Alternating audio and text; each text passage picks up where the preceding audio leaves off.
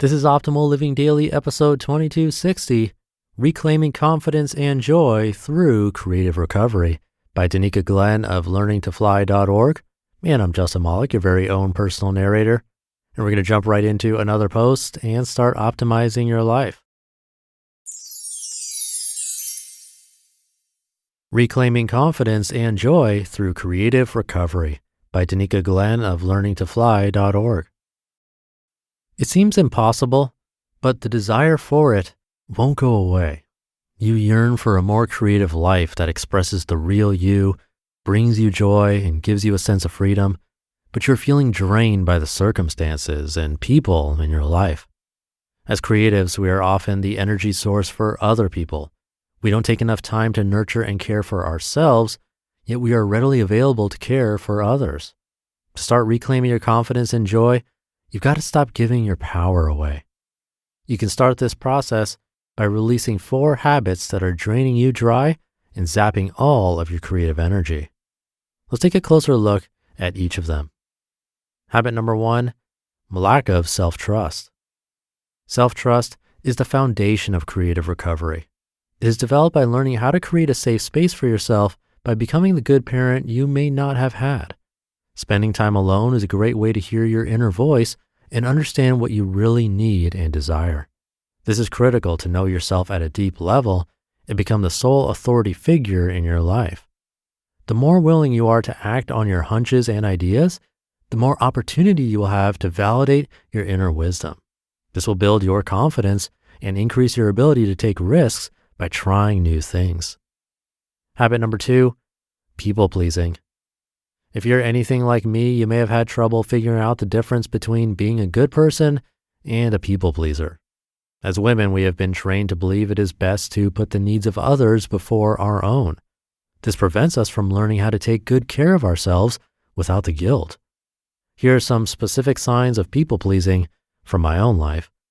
You give and give to the point of exhaustion. You are so focused on not being perceived as selfish or unkind that you agree to help others and be unkind to yourself in the process. You start to feel taken advantage of, and you have no inner peace. People-pleasing is about lying because you're not being honest about your own needs, wants, and boundaries. You pretend everything is okay. Meanwhile, you're seething below the surface of your phony smile. The way out of anger is by drawing boundaries that respect and protect your needs. Too much self-sacrificing in the name of being good is the road to inner. In order to overcome this obstacle, you have to be honest with yourself.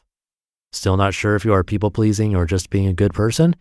Well, get out a sheet of paper and write down this prompt. Answer it 5 times.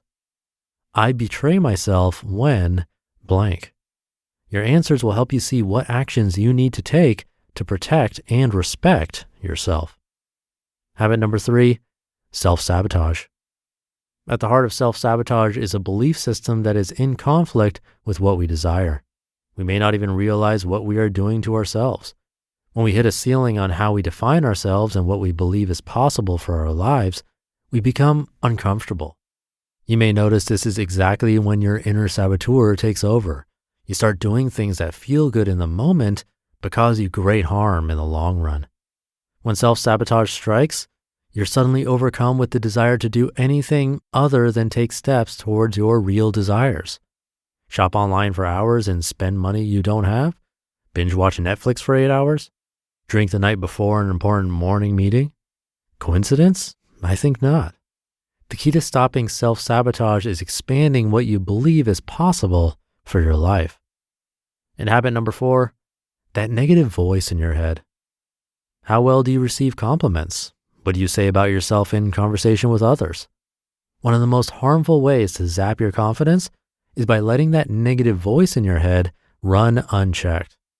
How do we ever expect to get to a place where we feel safe to try something new if we shut ourselves down before we even get started? The critic that lives inside of you and me is usually the voice of some long-lost authority figure, like a parent. This voice insists on telling you that it is not possible for you to have what you want, and you don't have what it takes to get it.